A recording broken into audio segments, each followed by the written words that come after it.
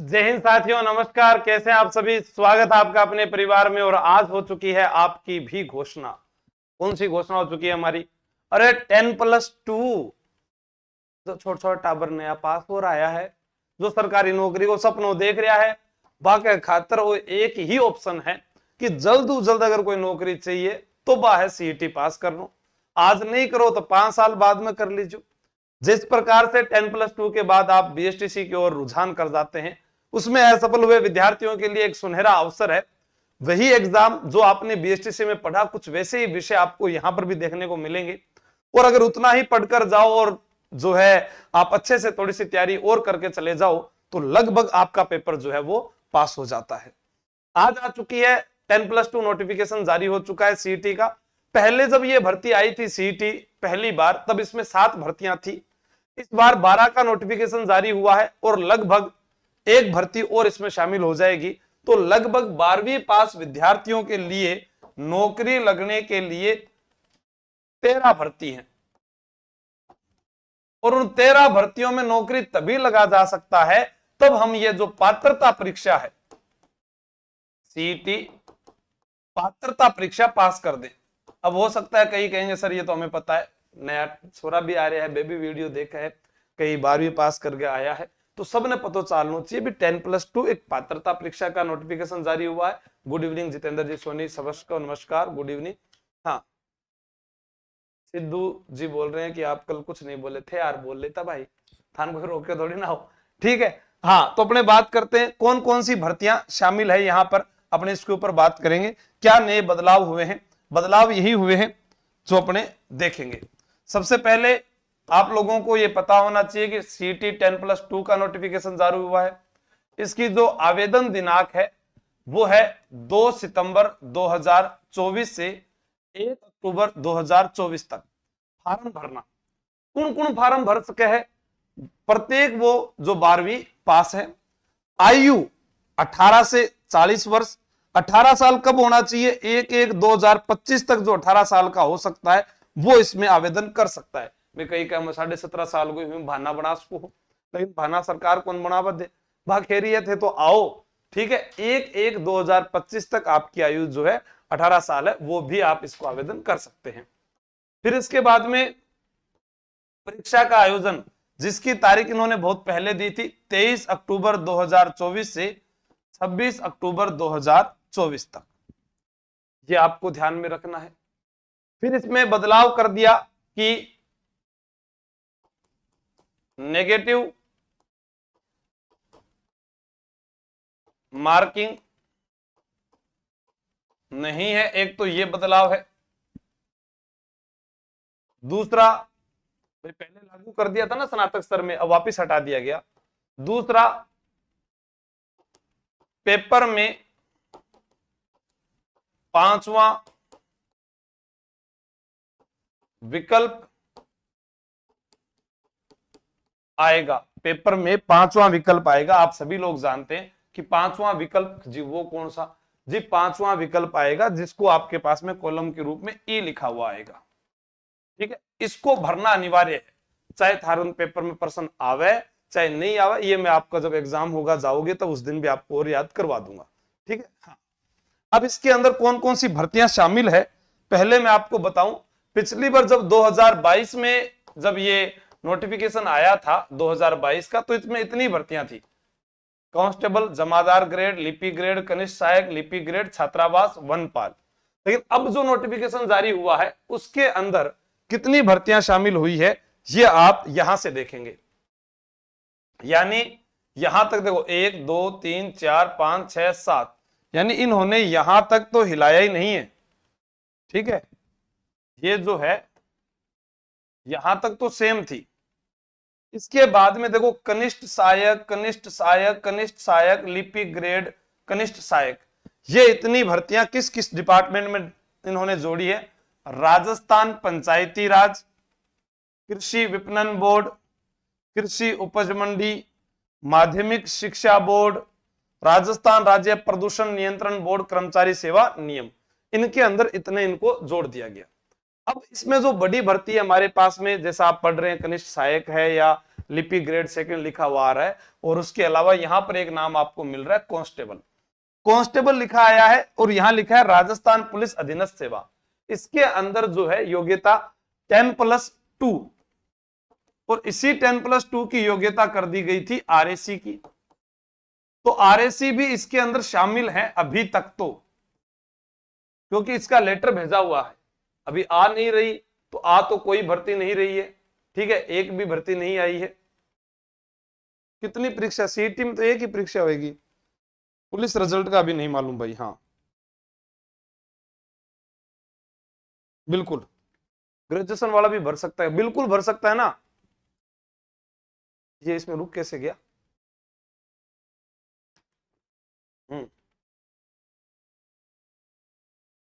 हाँ जादुई बेस से करवा दूंगा सीटी पास पक्का, ठीक है।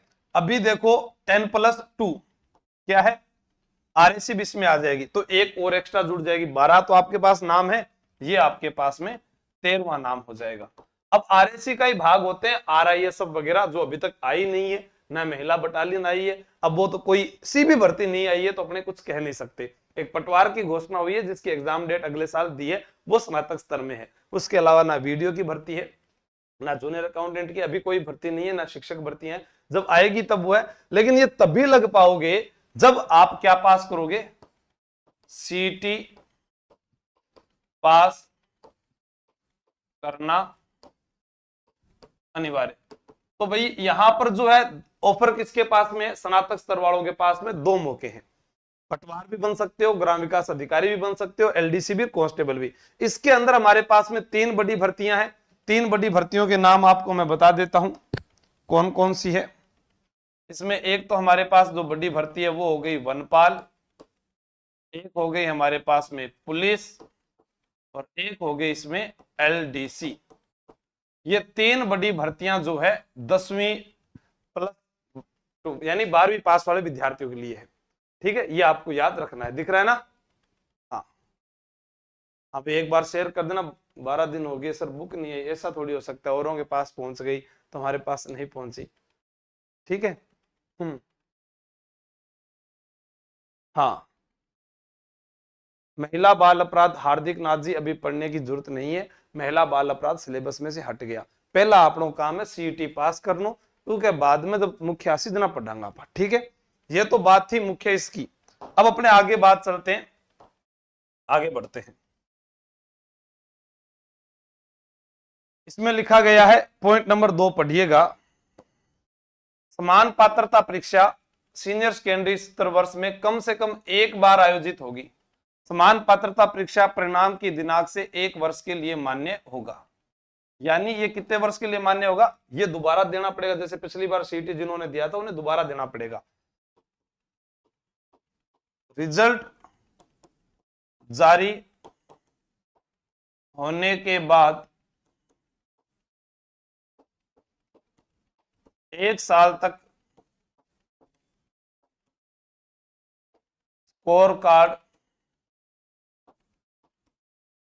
मान्य, ठीक है, ये आपको ध्यान में रखना है भी 1 साल तक जो है वो स्कोर कार्ड इसका मान्य रहेगा।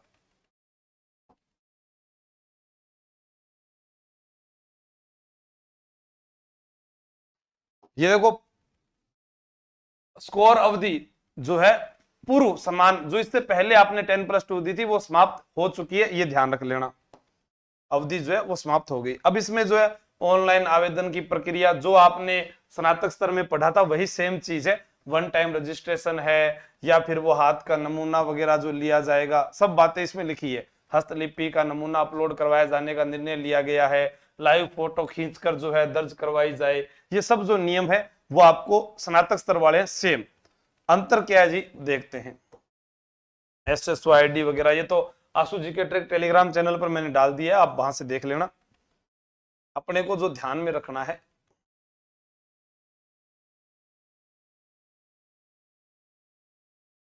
इधर गया रे, खिलाड़ियों के लिए वही 2% कोटा, कौन कौन से खिलाड़ी शामिल होंगे, ये आप ओलंपिक वाले खिलाड़ी हैं, ओलंपिक वाले खिलाड़ी उनको वैसे ही सरकार नौकरी दे देती है, मेडल लेके आओ, ठीक है, वो इधर भाग्य कम ही आजमाते हैं। ये पंजीयन शुल्क है 400 रुपए दिया गया है, उधर 600 रुपए दिया गया है। ये भर्तियों के वापस से नाम दिए गए हैं। ठीक है, यहां लिखा है संबंधित पद की मुख्य परीक्षा हेतु। अब यानी मान लो आप ये कह दो कि हम तो तैयारी करने लगे, सीईटी की, पुलिस की भर्ती नहीं आई, वनपाल की नहीं आई, एलडीसी की नहीं आई। यह सीईटी पास करवाने के बाद में जो विभाग है वो इनको जब रिपोर्ट भेजेगा उस अनुसार ही जो है विज्ञप्ति जारी होगी। ठीक है, मुख्य परीक्षा आपकी बाद में होगी। जो लिखा गया विज्ञापन जारी करते समय विभागवार एवं सेवावार रिक्त पदों की संख्या दर्शाई जाएगी। ठीक है, फिर उसके बाद में महिलाओं के लिए जो कोटा है वो भी इसमें बताया गया है। भूतपूर्व सैनिकों का भी दिया गया, अपने को आगे चलना है। दिव्यांगजन इसको भी छोड़ दो। पात्रता एवं शैक्षणिक योग्यता सीनियर सेकेंडरी या उसके समतुल्य होगी। ठीक है, 12वीं दे रखे।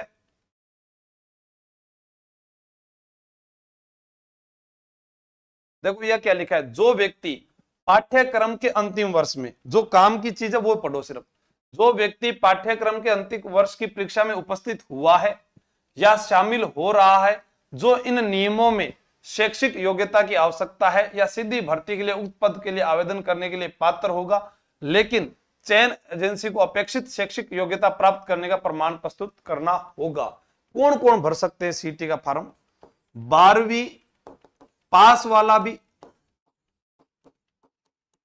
और वर्तमान में 12वीं में पढ़ रहा है। ठीक है, आयु 1/1/2025 तक 18 हो जानी चाहिए। ये आपको ध्यान रखना है। ठीक है,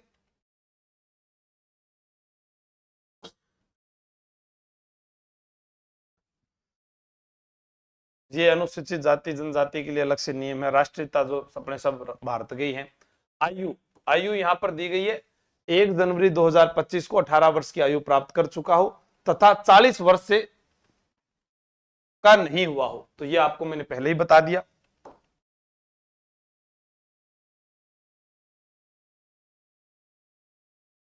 मुख्य चीज है पंजीयन शुल्क जमा करवाने एवं ऑनलाइन आवेदन भरने की अवधि। ये यहां दिया हुआ है दिनांक 9/2024 से 1/10/2024 तक। कोई त्रुटि हो तो उसके बाद में उसने समय दिया है, लेकिन दोबारा आवेदन की तारीख बढ़ाएंगे या नहीं बढ़ाएंगे ऐसा कहीं पर भी नहीं लिखा हुआ। परीक्षा में ये देखो नॉर्मलाइजेशन की कार्यवाही की जाएगी। परीक्षा एक से अधिक दिन आयोजित होती है तो इसमें नॉर्मलाइजेशन किया जाएगा। परीक्षा का जो आयोजन है वो 23/10/2024 से 26/10 यानी अक्टूबर के महीने में एग्जाम होगा। परीक्षा एक से अधिक चरणों में होने वाली है। नॉर्मलाइजेशन इसमें किया जाएगा। 40% और 35% का नियम जो है वो सीईटी में लागू है।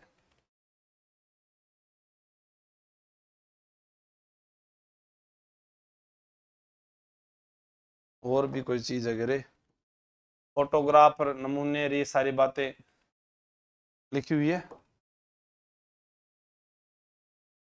अब अपने को मेन चाहिए सिलेबस, वो किधर है?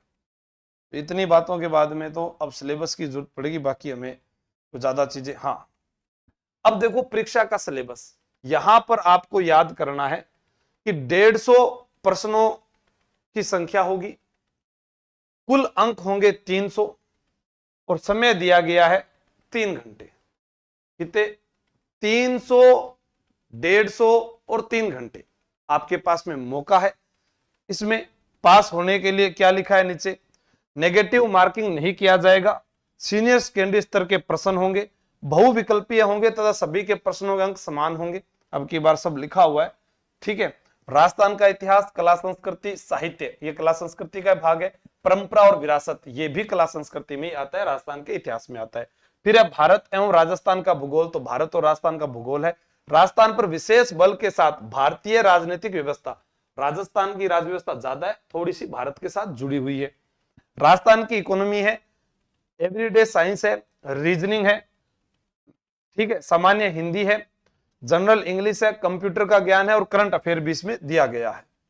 अब देखो राजस्थान इतिहास में जादुई बैच अगर आपने लिया है तो उसके अंदर जो है आपको मुख्य मुख्य ये चीजें जो है इतिहास के अंदर अपलोड हो रही है, जैसे एकीकरण हो गया, आंदोलन हो गए, प्रमुख राजवंश के जो राजा हैं, प्रमुख राजवंश यानी वो उसमें जादुई बैच में मैंने करवा दिया, ज्यादा नहीं पढ़ना क्योंकि समय नहीं है, फिर 2 महीने के अंदर पढ़ करके रिवीजन करके तो जाना है, तो बस या तो पीडीएफ खोलो उसको पढ़ो या फिर वीडियो से समझो और अपने कॉपी में नोट कर लो।